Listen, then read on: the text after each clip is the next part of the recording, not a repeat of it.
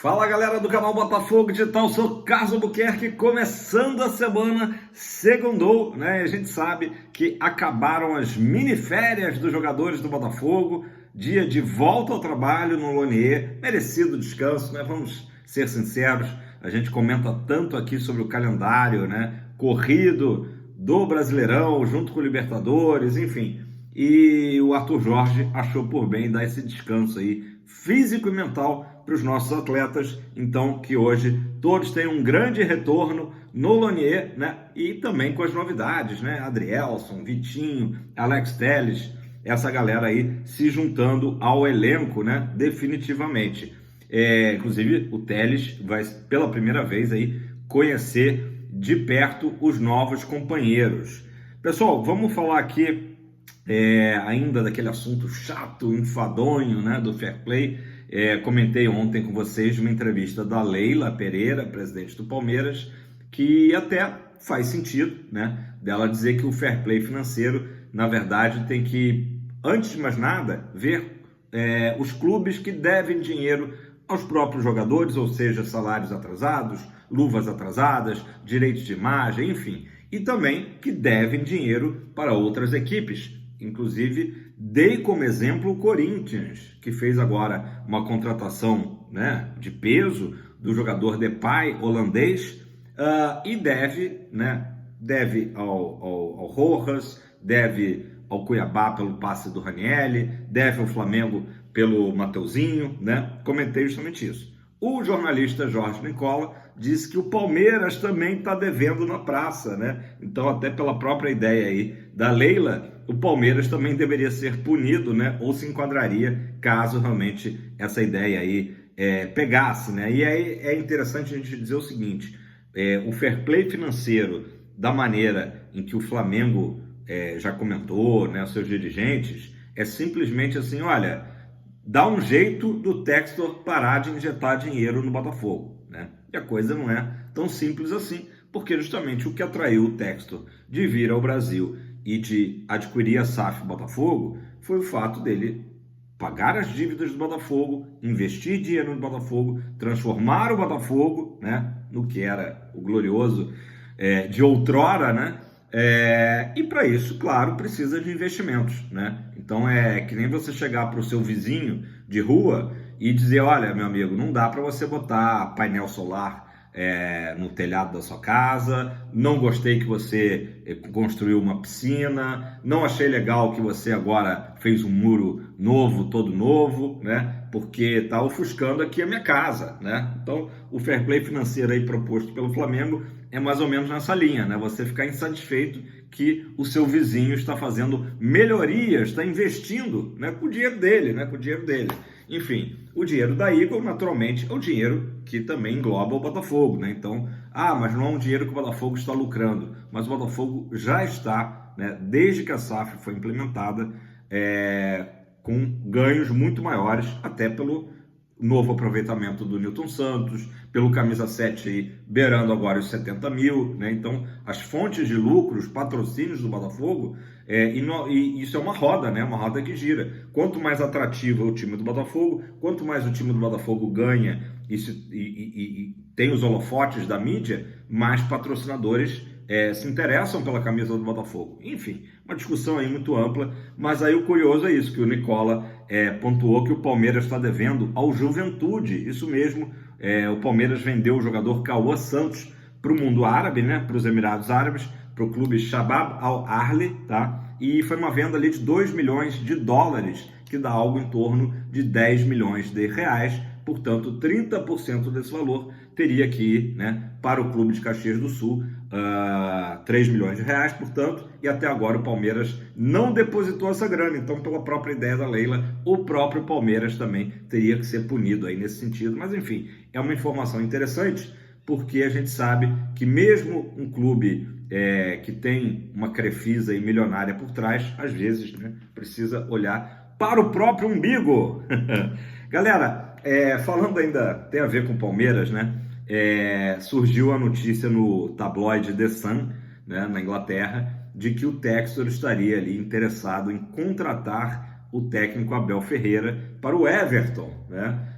O Everton iniciou lá a Premier League com 3 jogos e 3 derrotas, passa então aí por uma instabilidade, o treinador atual. Foi falado também do técnico português do Milan, como um candidato aí para substituir o atual técnico do clube inglês.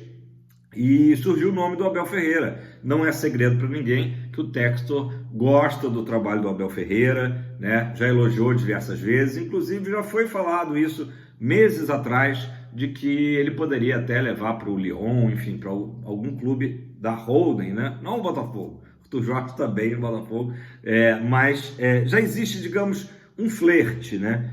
Entre John Textor e o Abel Ferreira, não é uma novidade. Mas o próprio Textor ontem veio e desmentiu essa notícia, disse que era loucura, né, que não havia nada, nenhum contato, nada nesse sentido, até porque o Everton ainda não é da Eagle, né?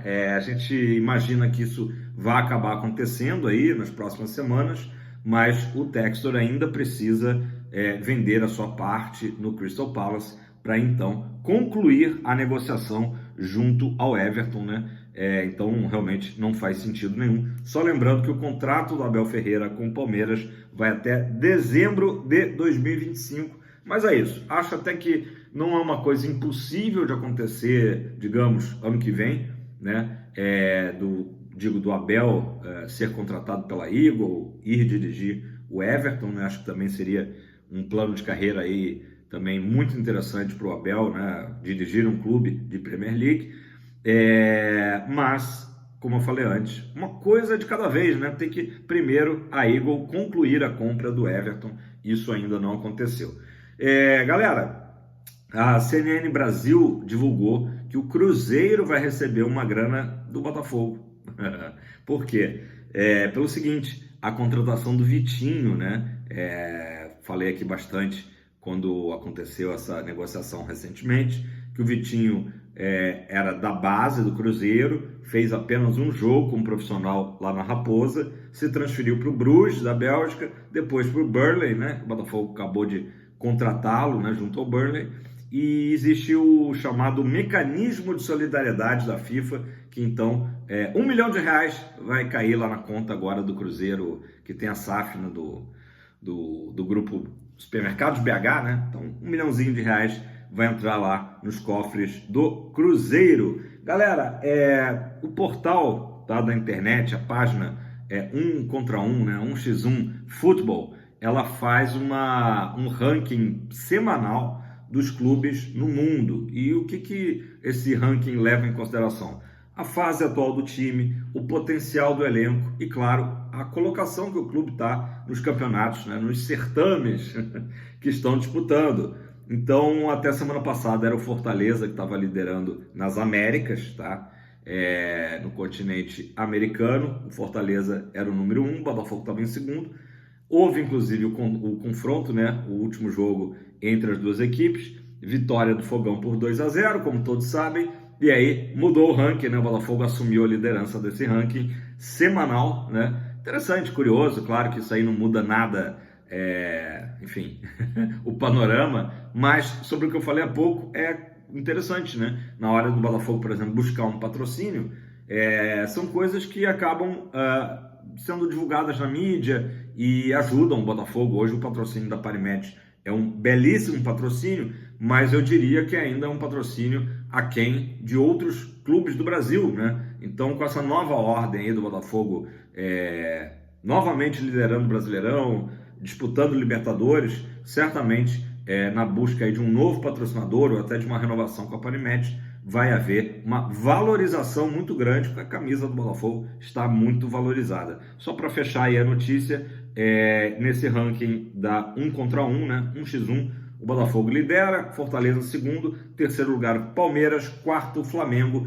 e em quinto o Peñarol do Uruguai, né, justamente o confronto que vai ter aí na Libertadores, Flamengo e Peñarol, né, um dos jogos aí das quartas de final da Liberta, né? Somos Peñarol desde criancinha. Mas não temos medo, né? O mais importante, não temos medo aí. Caso a gente passe pelo São Paulo, né? Sempre bom frisar, pregar respeito aí ao São Paulo. Caso o Botafogo avance, né? Não seria nada mal também pegar o Flamengo aí, que, enfim, não tem ido bem contra a gente, né? Ou o Fogão tem ido muito bem contra eles. Façam a interpretação que quiserem. Galera, ainda falando desse mundo aí da internet, o Botafogo no mês de agosto, segundo o levantamento estatístico, foi o 5º clube brasileiro com mais visualizações lá no X, no X, né? Ex-Twitter. Então isso aí é mais uma prova aí do quanto que o Botafogo está na mídia, né? Só lembrando que o X não existe mais, né? Quer dizer, na verdade até existe, mas está bloqueado desde o último dia aí de agosto, foi bloqueado. Então o pessoal e a galera que usava muito o Twitter agora está utilizando o Blue Sky e o Threads, né, no lugar. Mas é uma boa notícia aí do Fogão brilhando nas redes sociais, galera. Pessoal, vamos fechar aqui um videozinho um pouco mais rápido, fechar falando justamente do Júnior Santos e também dos outros jogadores que estão em fase final de recuperação, tá?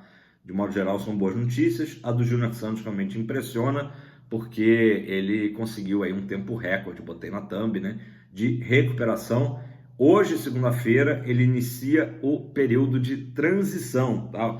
Galera, o que é o período de transição? Na verdade, o Júnior Santos vai participar de algumas atividades, não todas, já junto com o grupo do Botafogo, já junto com o elenco. Claro que tudo com muita cautela, tranquilidade, mas é muito bom também para a cabeça do jogador, porque ele não fica só ali na sala de musculação, né, na parte médica, no DM, fisiologia, começa também aquele contato ali aos pouquinhos com o campo, né? Então o Júnior Santos, que tinha uma previsão de retorno só para o final de outubro, né? A gente está aí no início de setembro, né? Então não dá ainda para cravar em que momento que ele vai estar à disposição do Arthur Jorge, mas com certeza ele deverá estar de volta antes desse primeiro prazo aí que tinha sido estipulado, né? Uma cirurgia na tíbia, né? Uma lesão até certo ponto complicada, né? E o Júnior Santos realmente um guerreiro, né? Uma força da natureza, o nosso raio, o nosso jacaré. Então, uma boa sorte aí para o Júnior Santos. Ter usado bastante as redes sociais, justamente. Se você não segue o Júnior Santos, o que você está fazendo? Tem que seguir. Ele tem mostrado aí vários treinamentos de boxe, inclusive, né? Então, ele está muito focado e, com certeza, isso ajudou muito ele em apressar essa recuperação, além de, como eu disse, né, ele ser uma força da natureza, né? Então, boa sorte aí para o nosso jacaré. Galera, outros jogadores, tá? Que também de forma gradativa estão voltando. O Jefinho, tá? Basicamente condicionamento físico que falta a ele, tá? Então, recuperando o condicionamento físico, estará à disposição do Arthur Jorge. Matheus Nascimento, né? Que se lesionou lá no início do campeonato contra o Atlético Goianiense. Mesma coisa, já nessa fase aí, final de readquirir condicionamento, tá? O Eduardo que a situação ainda demora um pouquinho mais, mas também a expectativa é de final de outubro, né? Então, na verdade, era Eduardo e Júnior Santos que se esperava final de outubro. O do Eduardo está mantido aí esse panorama. Na verdade, até era uma recuperação um pouco até mais longa. O Eduardo também encurtou essa recuperação, né? Mas o Júnior Santos que realmente é incrível. Uma boa sorte ao jacaré que também, seja de forma gradativa também, que não apresse, né? Mas está fazendo falta, faz falta, né? Mesmo o Botafogo aí jogando muita bola, né? O Júnior Santos ali também cai como uma luva, né? No nosso time. Problema bom, né? Como se dizia antigamente para o técnico Arthur Jorge achar uma vaga para o Júnior Santos aí no time, porque também o Júnior Santos numa grande fase não pode ficar fora do time titular. E eu quero que você comente justamente isso. Em que lugar que você escalaria o Júnior Santos? O Júnior Santos já jogou ali na frente, mas agora o Igor Jesus está voando, né? Escalaria no lugar do Luiz Henrique, também não dá para tirar o Luiz Henrique, que é o melhor jogador do time no momento. Ou então, de repente, arma secreta, né? Guarda o Júnior Santos no banco e bota, quando o zagueiro estiver bem cansado do trabalho que o Luiz Henrique tiver dado, você bota o Júnior Santos ou bota o Júnior Santos no lugar de Savarino. Como é que você acharia um espaço aí para o Júnior Santos no time, né? Bom problema para Arthur Jorge. Galera, ótima semana a todos, muita paz, saúde, felicidade, né? E vamos que vamos trabalhar, porque começou, segunda-feira. Deixe seu like, faça seu comentário e se inscreva no canal. Tamo junto, aquele abraço, fogão pra cima!